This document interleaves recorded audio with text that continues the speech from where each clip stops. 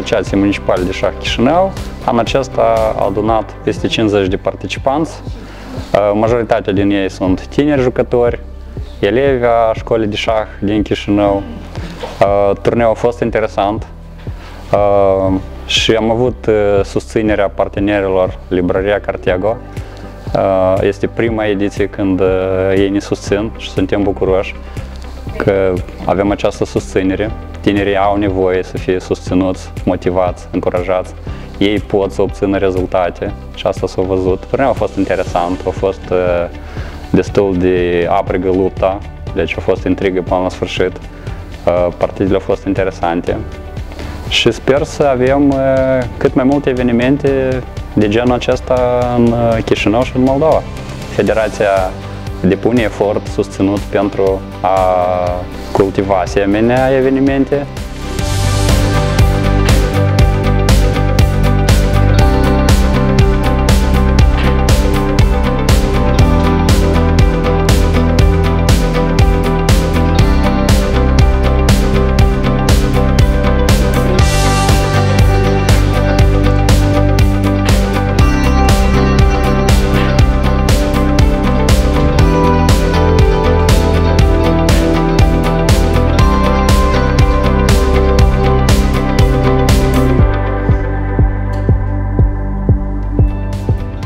A fost un turneu interesant, succesele au fost pe măsura așteptărilor, de victorie se bucură doar cei mai perseverenți.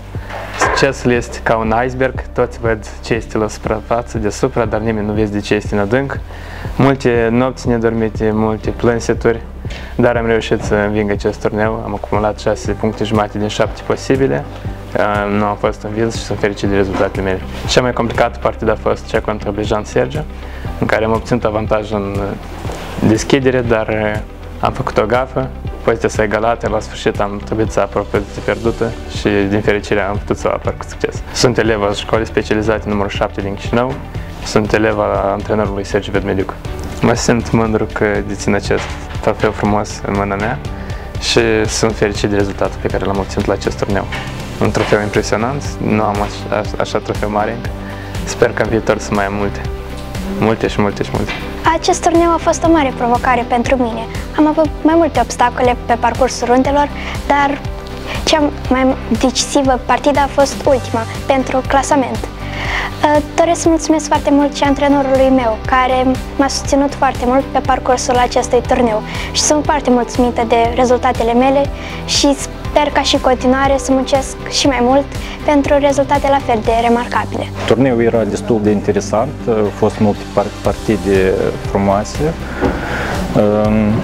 În general, sunt fericit și bucuros că am avut ocazia și am participat la campionat. Vă îndemn toți copiii să participați la campionate.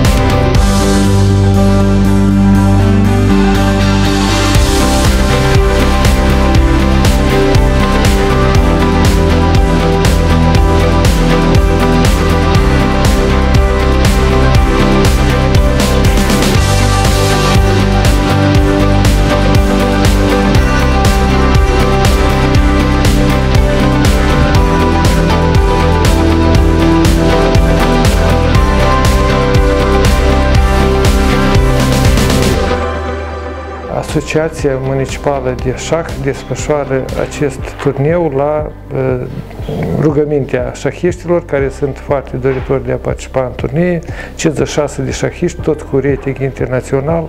A fost o luptă foarte aprigă, în special pentru primul loc, dar elevul școlii sportive specializate de șah, Mihai Cecoi, a demonstrat cea mai bună pregătire și de data aceasta el a devenit deținătorul Cupei Asociației Municipale de Șah Chișinău, a primei ediții. După succesul selecționatei Republicii Moldova la Olimpiada Mondială de Șah din 2022 în India, când s-a clasat pe locul 6 din 198 de echipe, tot mai mulți copii și maturi doresc să participe la competițiile de șah și să practice șahul.